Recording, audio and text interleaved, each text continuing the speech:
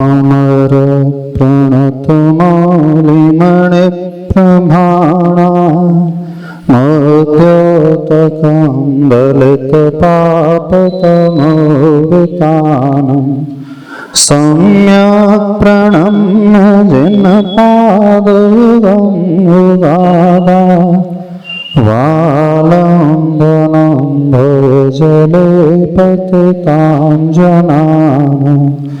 देवादिदेवादिन ब्रह्मा श्री आदिनाथ भगवान के, देवादिदेव मूलनायक श्री चिंतामणि पार्श्वनाथ भगवान के, पूज्याचार्य प्रवर श्री मानंद स्वामी महाराज के, गुरुनाम गुरुआचार्य भगवान श्री ज्ञान सागर जी महाराज के, संत श्रोमणी आचार्य भगवान गुरुदेव श्री विद्यासागर जी महाराज के।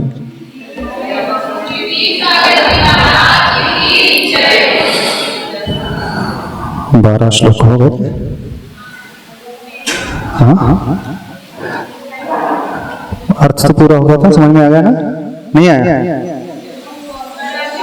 पूरा नहीं हुआ? अच्छा, अंत की 2 लाइन बाकी है। हाँ, यह शांत राग रुचि बेह परमाणु भैस्वं निर्मापितस्त्रिभुवनैकललामभूत तावन्त एव खलु ते प्रणवः पृथिव्यां यत्ते समानमपरं न हि रूपमस्ति। इसका अर्थ वैसे आप लोग सुन लेना, मैं समझाया है डिटेल में, शॉर्ट में बता देते हैं। शांत राग रुचि ऐसे परमाणु से हे प्रभु आप निर्मित हैं। 3 भुवन में आप एक ललाम स्वरूप हैं। तावंत एव खलु तेपि अणवः पृथिव्या, जिनसे आपका शरीर बना है मात्र उतने ही परमाणु इस पृथ्वी में थे। उससे अधिक परमाणु पृथ्वी में थे ही नहीं और न ही उससे न्यून परमाणु पृथ्वी में थे। जो रॉ मटेरियल रखता है उसकी क्वांटिटी और उसकी क्वालिटी उसी प्रकार की क्वालिटी वाले और उतनी ही क्वांटिटी वाले परमाणु इस पृथ्वी में थे। यति समानम अपरम नहीं रूपम अस्ति, आपके समान जो रूप है वह किसी और का होता नहीं है। इसका सामान्य से अर्थ इतना ही है। अगला श्लोक पढ़ लेते हैं, श्लोक नंबर। अच्छा, भगवान को कैसे देखना वही श्लोक आ रहा है। दृष्ट्वा ये नहीं, सॉरी, वक्त्रं क्वते सुर नरो रगनेत्रहारी निःशेष निर्जित जगत्त्रितयोपमानं बिम्बं कलङ्कमलिनं क्व निशाकरस्य यद्वासरे भवति पाण्डुपलाशकल्पम्। वक्त्रम कोते, वक्त्रम का अर्थ है मुख, को यानी कहा, ते यानी आपका। पूज्यवराद मानतम स्वामी जी कह रहे हैं, हे प्रभु आपका मुख कहाँ और अन्यों का मुख कहाँ, आपका रूप कहाँ और अन्यों के पास वो बात कहाँ।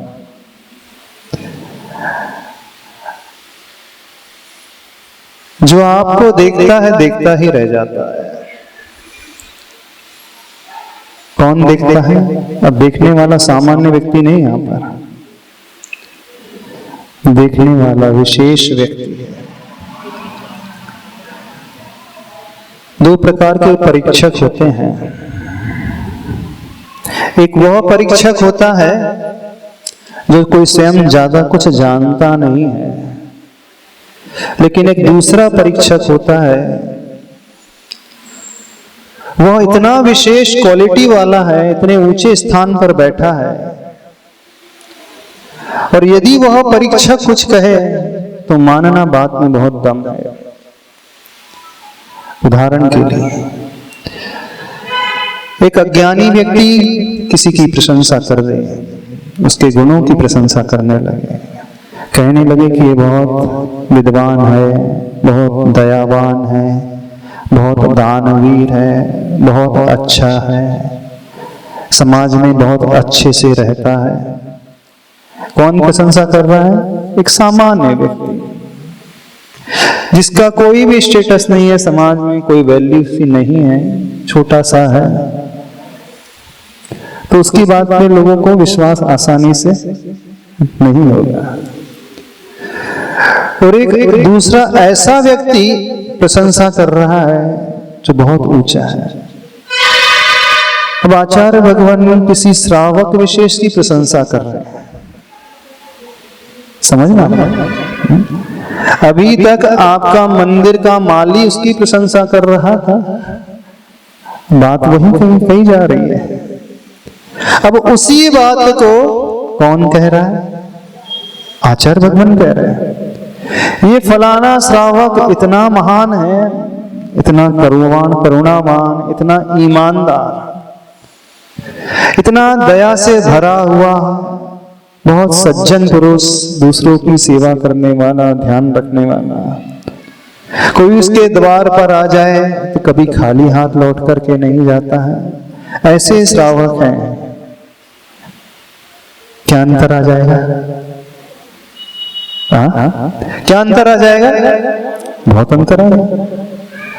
यानी कोई विद्वान यदि किसी की प्रशंसा कर रहा है, कोई ज्ञानवान व्यक्ति किसी की प्रशंसा कर रहा है, कोई ऊंचे ओहदे पर बैठा हुआ व्यक्ति किसी की प्रशंसा कर रहा है, तो समझना जिसकी प्रशंसा की जा रही है वो व्यक्ति अपने आप में बहुत काबिलियत रखता है।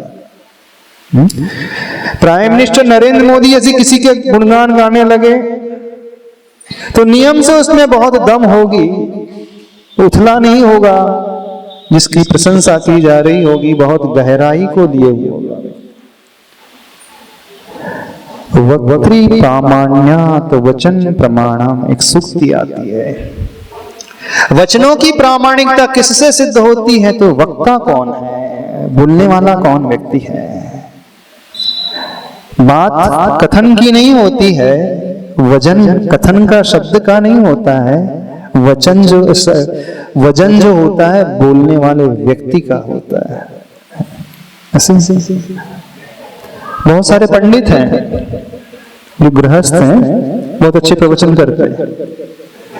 समाज में उन्हें प्रवचन करने बैठा लिया जाए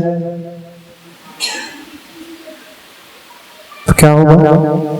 वो जो कहे कि ऐसे ऐसे रहना चाहिए, ऐसे ऐसे नियम पालना चाहिए, जीवन को ऐसे बनाना चाहिए, बहुत लच्छेदार शब्दों में वो बोल रहा है, बहुत शेरो शायरी से सहित, बहुत मुक्तकों से सहित, बहुत सुक्तियों का प्रयोग करके, बहुत सुंदर दृष्टांत कहानियां सुना करके, बहुत अच्छे कोटेशन का उपयोग करके वो बोल रहा है, और उसका कंठ भी बड़ा मधुर है। वो व्यक्ति उपदेश दे रहा है समाज को, इस प्रकार से करना चाहिए, ऐसे रहना चाहिए। उस व्यक्ति की बात का असर कितना पड़ता? क्यों बता? बात में गहराई है, बात तो सही कर रहा है, बात तो सही कह रहा है, बिल्कुल अक्षर सा सही और अच्छे ढंग से कर रहा है।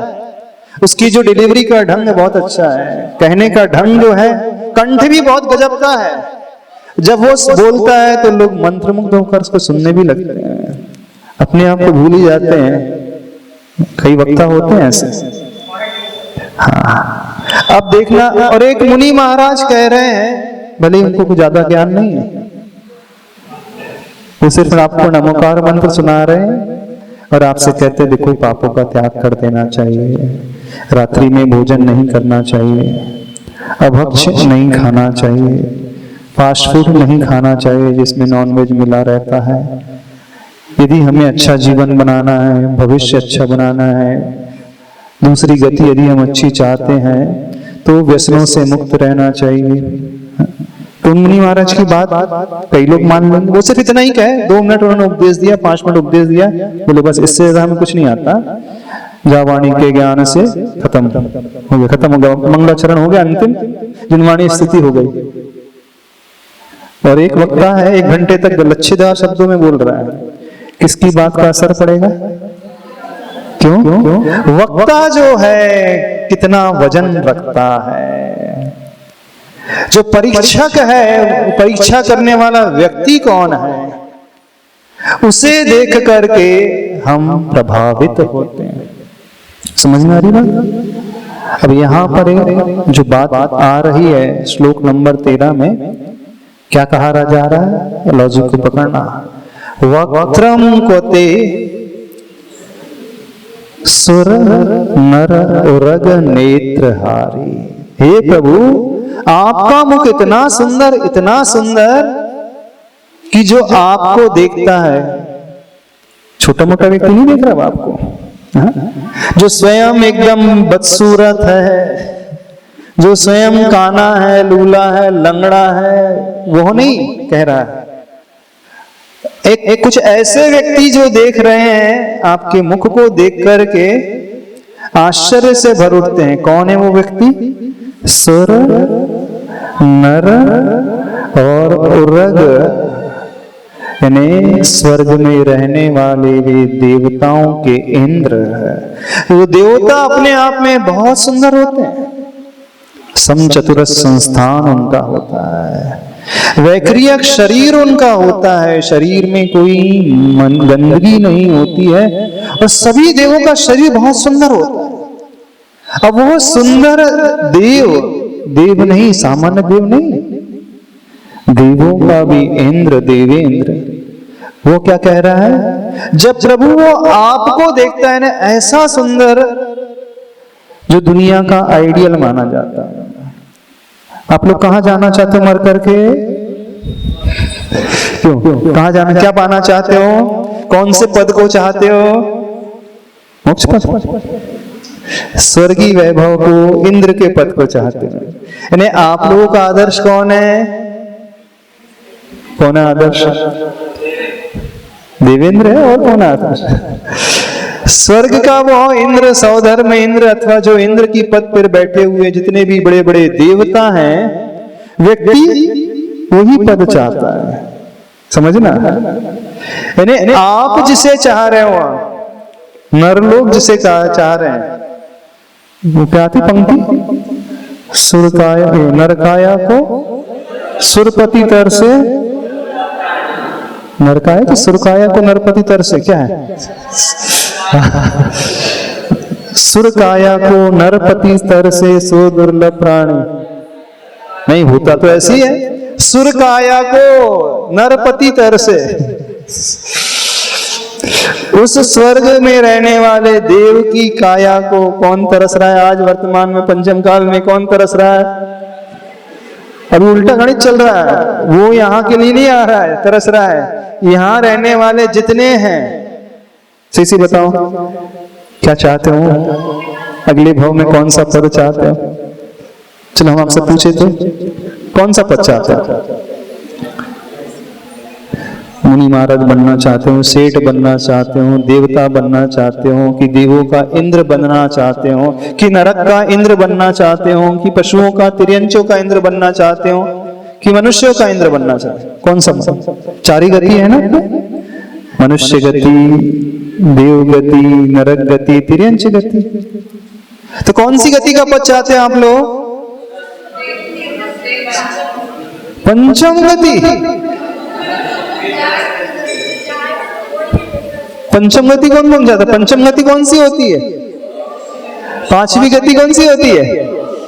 सिद्ध गति होती है, 5वीं गति। सिद्ध शिला वो 5वीं गति है। कौन सी गति चाह रहे हो?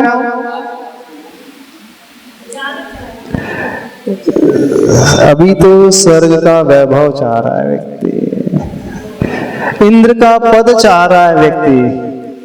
तो पंचम काल के भक्त कैसे हैं? सुरकाया को नरपति तर से, बिल्कुल देखो अंदर तो यही है, भले ही आप बाहर ऐसे ऐसी गर्दन मटकाते रहो, उससे कुछ नहीं होता,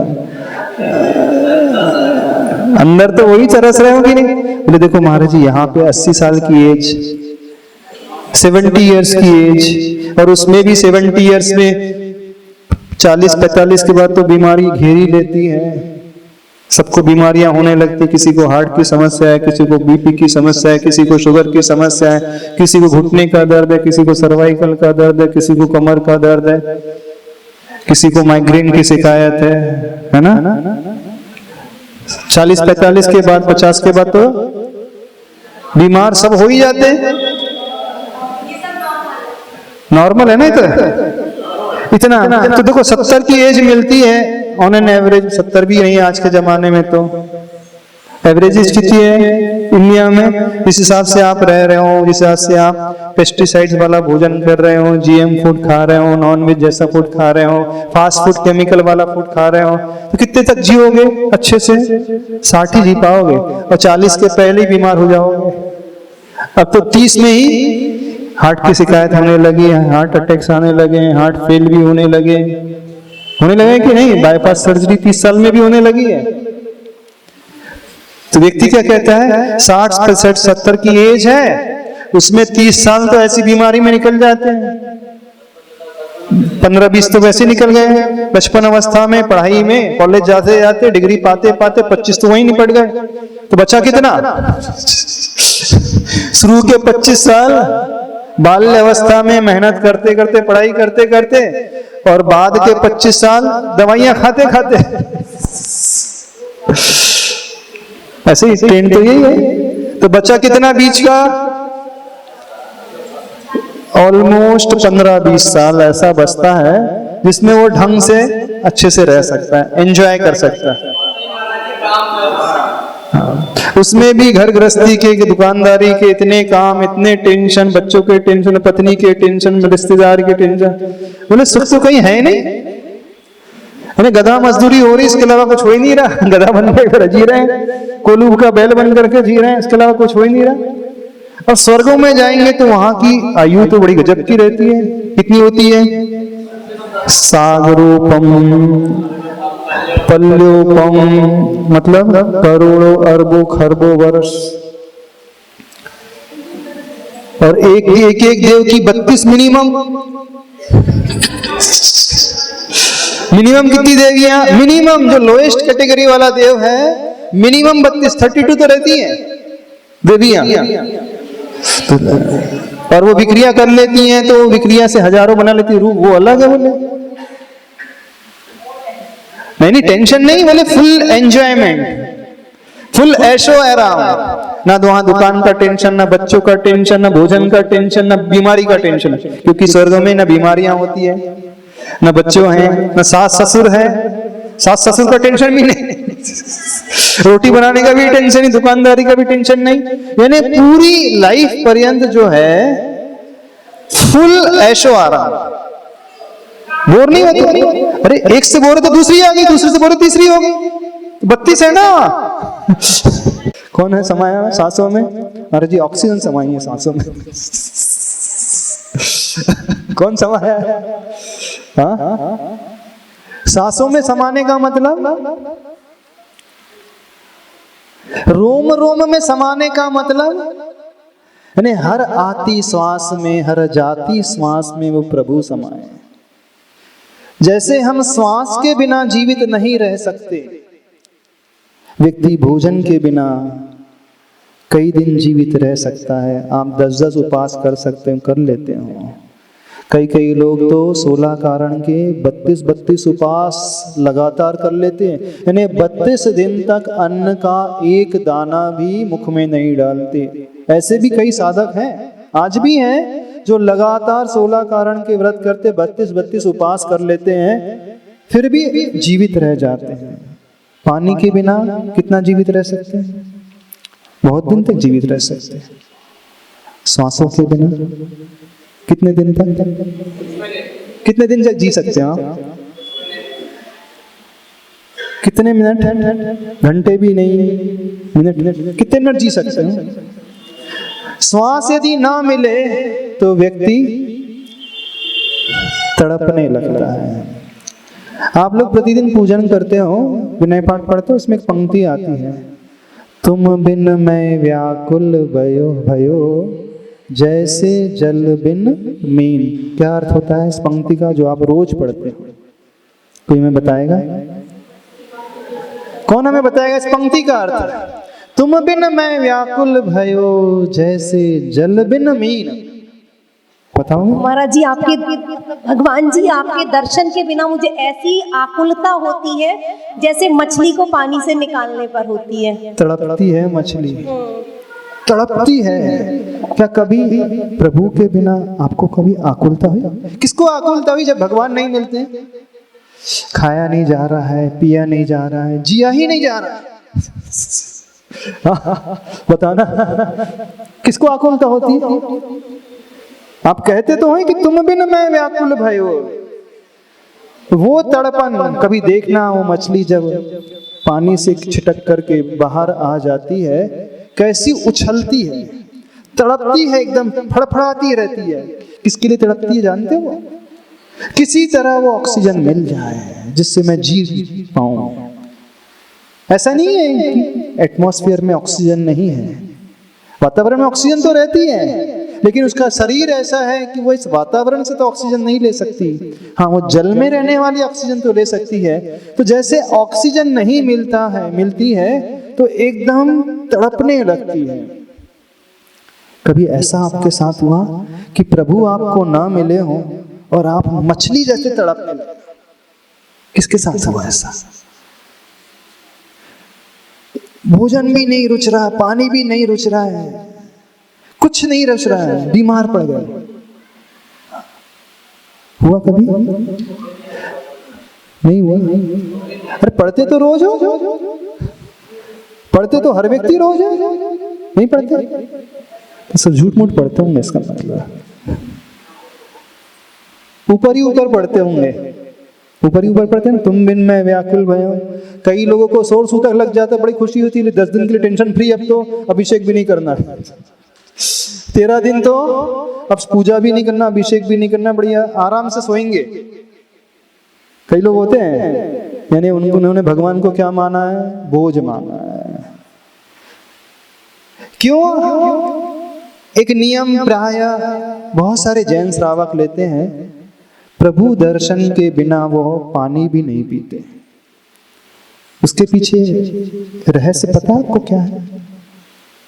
ये नियम लिया जाता है, कई श्रावकों का, जो वृद्ध लोग होंगे उनके नियम होंगे, महिलाएं होंगे उनके नियम है ना। कितने को नियम है, यदि भगवान के दर्शन ना मिले तो पानी नहीं पिएंगे, भोजन नहीं करेंगे। कभी सोचा? सबने नियम, बहुत सारे लोगों ने लिए हैं। इसका अर्थ क्या है? रहस्य क्या है? क्यों ये नियम है? ये नियम में से पहले लिया नहीं जाता था, समझना इस बात को। ये नियम लिया नहीं जाता था। वो जो भक्त है, भगवान का भक्त होता है, वो श्रावक होता है, उसकी भावना ही ऐसी रहती है कि यदि भगवान मिले नहीं तो उसके मुख से एक बूंद पानी उतरता ही नहीं गले से। वो कोई उसे पिलाएगा भी तो वो उल्टी कर देगा। क्यों? उसे तड़पन होती है, हे आज कैसा दिन है, मैं भगवान को नहीं देख पाया हूँ। आज कैसा दिन है कि मैं प्रभु के चरण को छू नहीं पाया हूँ। आज कैसा अभागा दिन मेरा है, कैसे पाप कर्म का उदय है कि मैं प्रभु का अभिषेक नहीं कर पाया हूँ, प्रभु की शांति धारा नहीं कर पाया हूँ, भक्तामर स्तोत्र नहीं पढ़ पाया हूँ, तत्वार सूत्र नहीं पढ़ पाया हूँ, माला नहीं फेर पाया हूँ। यानी अंदर से उन्हें तड़पन होती थी यदि प्रभु ना मिले। वो नियम नहीं लेते थे, यानी अंदर जो भाव थे उस भाव का परिणाम था कि वो खाते पीते नहीं थे। लोगों ने इस लॉजिक को नहीं समझा, लोगों ने नियम पे टाल दिया कि देखो भगवान के दर्शन के बिना कुछ खाया भी नहीं जाना चाहिए और पिया भी नहीं जाना चाहिए। पर क्यों? कारण क्या है? कभी ये समझने की कोशिश की? क्यों ये नियम बनाया गया? अथवा नियम का रहस्य, नियम का रहस्य ये है कि अंदर वो वेदना होना चाहिए, अंदर वो तड़पन होना चाहिए, मछली की भांति। हे प्रभु, आप नहीं मिल रहे हैं तो मैं तो तड़प रहा हूं, नहीं दर्शन हो रहे तो मैं कैसे खा लूं, क्या इतना निकृष्ट हूं मैं? कैसे मैं पानी पी लूं? यानी वो भावना की बात है। अब जिसके मन में ये भावना पैदा होगी, समझना वो प्रभु के दर्शन कर रहा है। अरे दर्शन तो इन आंखों से हो जाते हैं, इसमें कोई बड़ी बात नहीं है, लेकिन दर्शन के उस पुण्य को पाने की जो कला है ना, वो कहाँ छिपी है? इस भाव को लाने से छिपी है। यदि ये भाव, ये प्रणाली हमारे भीतर जागृत हो गई, यदि ये मनोविज्ञान हम समझ लें कि हमारी प्रत्येक श्वास में प्रभु समा जाएं, हमारे प्रत्येक रोम में भगवान समा जाएं, हमारे प्रत्येक आत्मा के प्रदेश में प्रभु समा जाएं, तो वो अपने आप इस प्रकार से बनता चला जाएगा, उसके भीतर वो तड़पन होते ही चले जाएगी। तो हम भोजन के बिना जी सकते हैं बहुत दिन तक, जल के बिना भी जी सकते हैं, लेकिन श्वास के बिना चंद पलों के अलावा, चंद पलों से ज्यादा हम, चंद मिनटों से ज्यादा हम नहीं जी सकते। कुछ मिनट हो जाए तो शरीर जो है ना, शरीर का एक एक रोम जो है अंदर से डिमांड करता है। जानते हो किसकी डिमांड करता है? ब्रेन ही नहीं, हमारा मस्तिष्क की डिमांड नहीं करता है, हमारा शरीर का प्रत्येक अवयव, बॉडी का प्रत्येक इंटरनल पार्ट जो है वो डिमांड करता है, अब मुझे श्वास चाहिए, जीना है तो मुझे श्वास चाहिए। यानी वो अंतरंग से हर अंग इतना पुरुषार्थ करने लगता है कि नहीं, अब श्वास मिलना चाहिए, श्वास मिलना चाहिए, और जब नहीं मिलती है तो मछली एकदम तड़पने लगती है। उसका विज्ञान समझना, मछली की तड़पन का विज्ञान।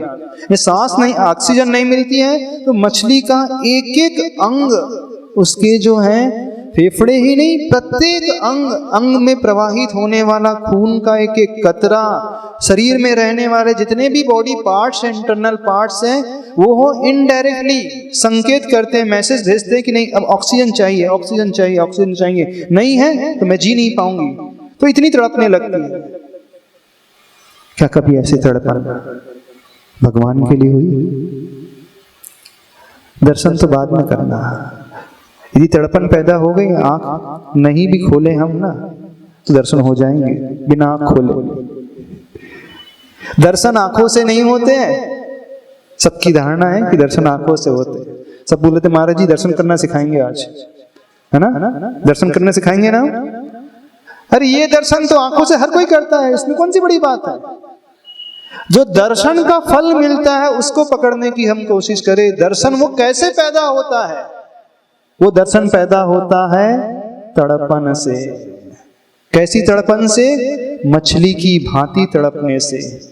और वो तड़पन पैदा होती है जब हम अंतरंग से प्रभु को चाहते हैं। जैसे जब आपको कोई प्रिय नहीं मिलता है तो क्या होता है? हार्ट बीट बढ़ने लगती कि नहीं बढ़ती? बेटा रोज 3 बजे स्कूल से आ जाता था, 5 बज गए नहीं आया अभी तक। देखो माँ की हालत क्या होती है। क्या होती? ब्लड प्रेशर थोड़ा सा हाई होने लगता ना, धड़कनें तेज होने लगती ना, तरह तरह की शंकाएं मन में उठने लगती कि नहीं उठने लगती? कौन सा कनेक्शन है आपके और बेटे का? क्यों धड़कनें तेज हो गई? क्यों ब्लड प्रेशर हाई होने लगा? 2 घंटे अभी बीते हैं, डेली टाइम में जो आता था 2 घंटे अभी तक नहीं आए, 2 घंटे बीत चुके हैं। ऐसा क्या घटित हुआ? और रात भर ना आए तो? रात भर ना आए तो क्या होगा? क्या हो जाएगा? कहीं का हार्ट फेल भी हो सकता है। हो सकता है। कैसे हो जाता है? एक बहुत अच्छा घटनाक्रम सुना दे, बड़ी अच्छी स्टोरी है। मन से प्रभु को चाहने का मतलब जानते हो कैसे? अंतरंग से। अच्छा, जितने लोग यहाँ पर आए हैं अपने अपने प्राणों को अपने साथ लेकर के आए कि घर पे रख करके आए? हाँ, साथ लेकर के आए? हाँ, बताओ हमें। एक बहुत अच्छी स्टोरी सुनाते हैं। बहुत पहले स्कूल लेवल में हमने पढ़ी थी, जादूगर की एक कहानी। जादूगर रहता था, वह जादूगर अपने प्राणों को अपने तोते में कैद करके रखता था और तोते को पिंजरे में रखता था, और वह नगर की तरफ निकल जाता था और वो बहुत उत्पात मचाता था, चोरी कर लेता था, डाका डाल लेता था, और डाका डाल करके वो लौट करके आ जाता था। तो पूरे राज्य के लोग बड़े परेशान कि चोरी हो रही है, चोर पकड़ में नहीं आ रहा है। तो उन्होंने राजा से शिकायत की, राजन बचाइए, आपके होते हुए राज्य में ये चल रहा है। तो राजा भी बड़ा चिंतित, उसने पूरी सेनाओं को लगा दिया कि आखिर चोर पकड़ाई में आना चाहिए। सारे लोग सतर्क हो गए और बहुत दिनों के पुरुषार्थ के पश्चात वो जादूगर पकड़ाई में आ जाता है कि ये चोर तो यही है। राजन के पास सामने पेश किया जाता है।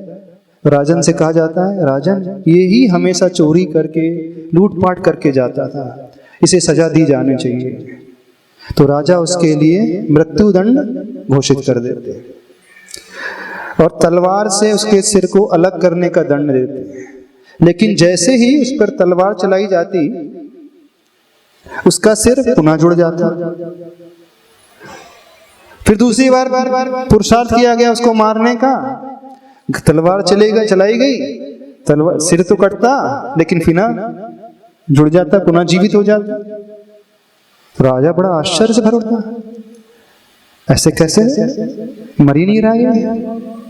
तो उसका एक जो बहुत पुराना मंत्री रहता है वो बताता है कि राजा ये सामान्य व्यक्ति नहीं है, बड़ा तांत्रिक है, जादूगर है, इसने जरूर अपने प्राण कहीं और रखे। वैसे ऐसा हो सकता है कि कोई अपने प्राणों को तोते में इंस्टॉल कर दे और पिंजरे में तोते को कैद कर दे? पॉसिबल है ऐसा? आज के पढ़े लिखों के लोगों के हिसाब से यदि हम पूछें कैसे पॉसिबल है कोई अपने प्राणों को तोते में रख दे और तोते को सोने के पिंजरे में और खुद निकल चले इस शरीर से और जो मन चाहे कर ले? संभव है कि नहीं है? बड़ी इंटरेस्टिंग स्टोरी है, सुनना है इसे, कान खुल जाएंगे आपको, बहुत बड़ा लेसन मिलेगा। पॉसिबल है, ऐसा नहीं है क्या? तो फिर ये कहानी क्यों लिखी गई? मन बहलाने के लिए।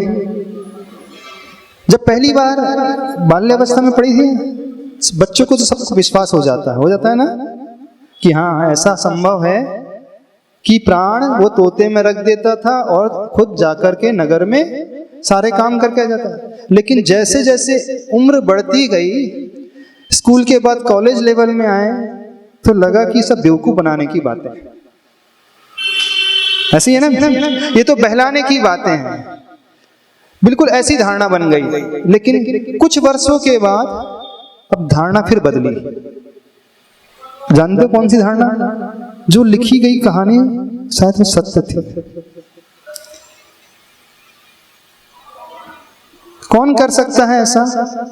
आप लोग में से कोई कर सकता है अपने प्राणों को तोते में कर सकते? कोई महिला कर सकती है? तोते में नहीं, मैना में रख दो, चलो कोयल में रख दो, नहीं रख सकते।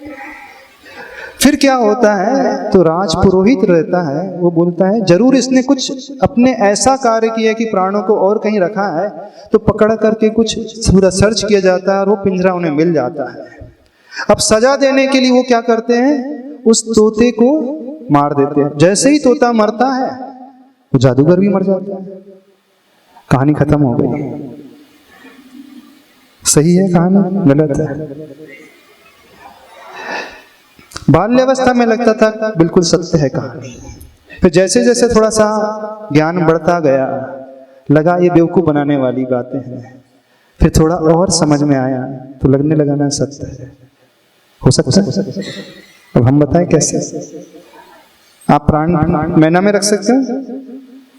नहीं रख सकते। आपके प्राण आपके पास है? नहीं है।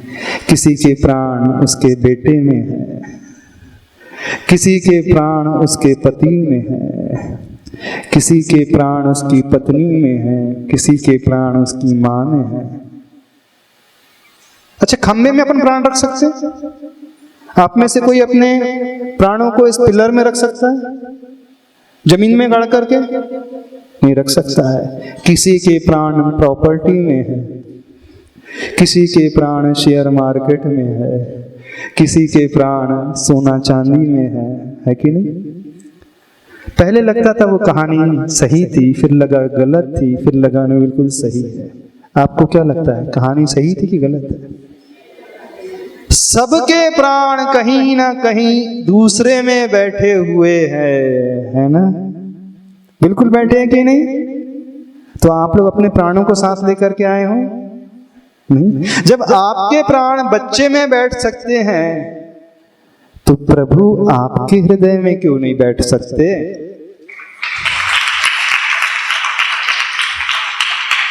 जब आप अपने प्राणों को किसी प्रॉपर्टी में इन्वेस्ट कर सकते हो, शेयर मार्केट में इन्वेस्ट कर सकते हो, तो अपने प्राणों को प्रभु में क्यों नहीं आप आरोपित कर सकते हो?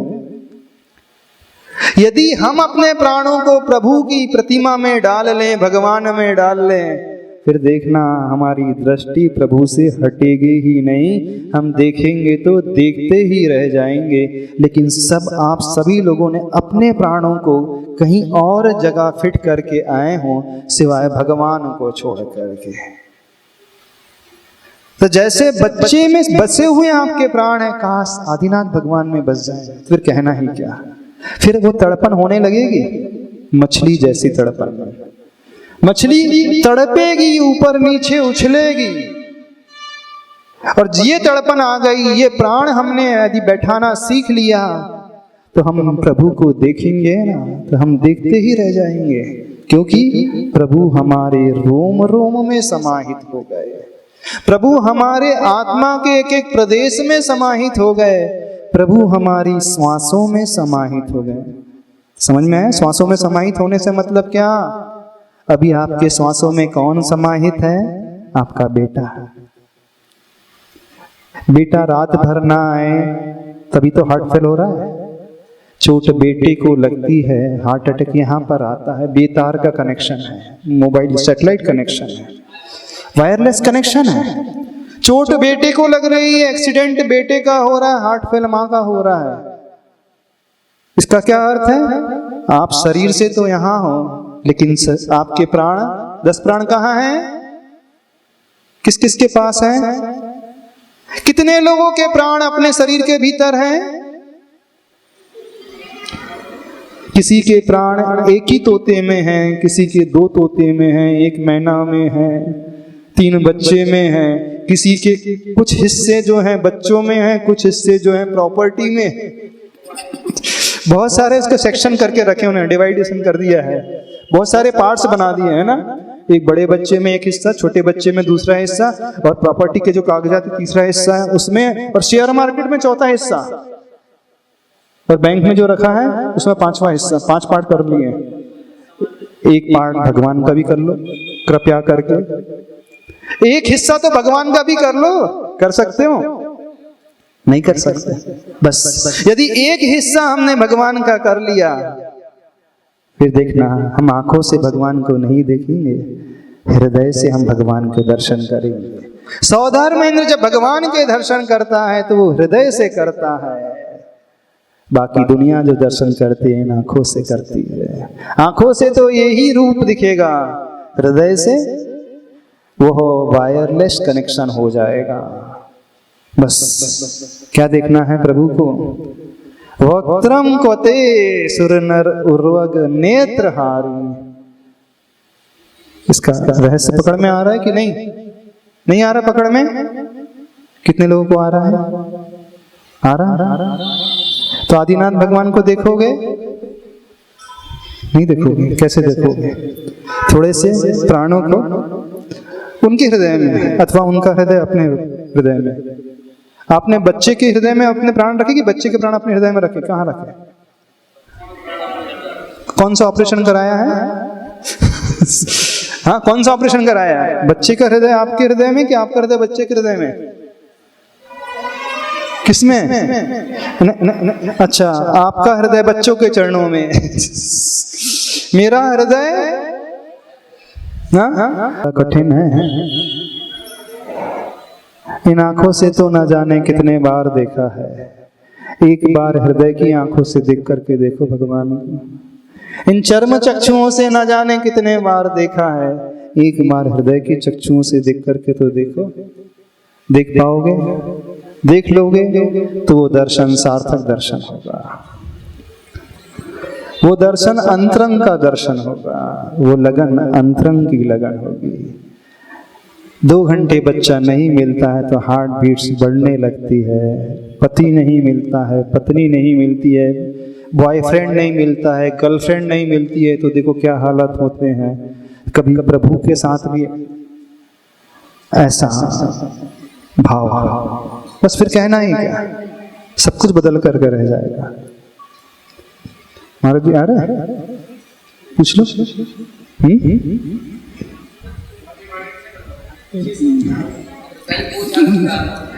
चलो समझ में आ गया, इतना ही रखें। चलो थोड़ा सा ध्यान करा लेते हैं, बैठ जाओ।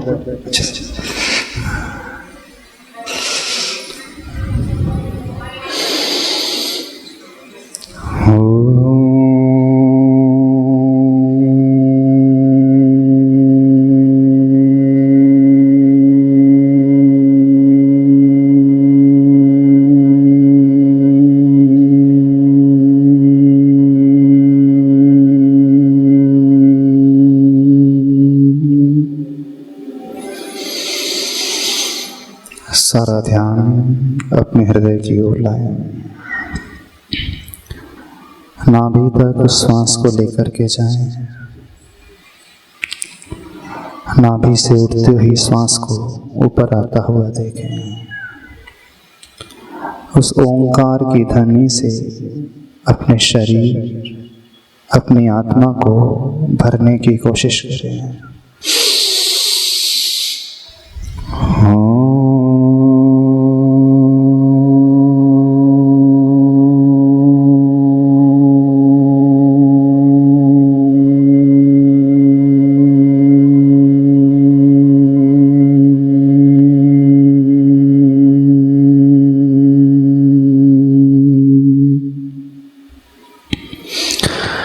आदिनाथ भगवान को अपने शरीर प्रमाण देखने की कोशिश करें।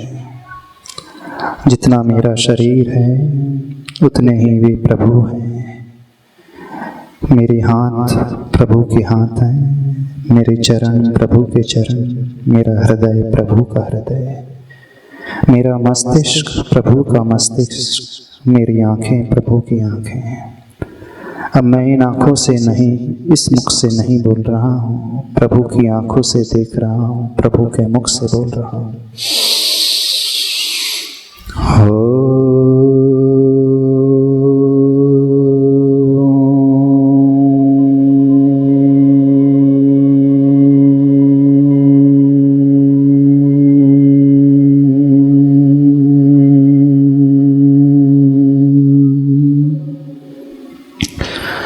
दृष्टि प्रभु के मुख की ओर, उनकी आंखों की ओर, चेहरे की ओर, होंठों की ओर।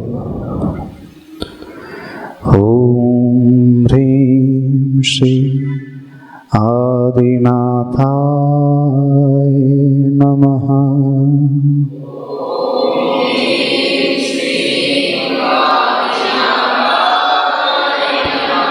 ओम ह्रीं श्री आदिनाथाय नमः।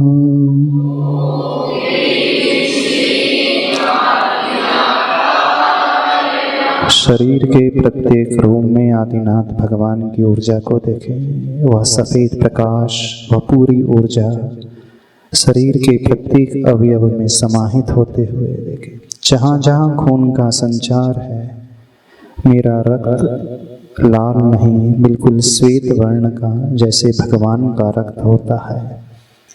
ओम ह्रीं श्री आदिनाथाय नमः।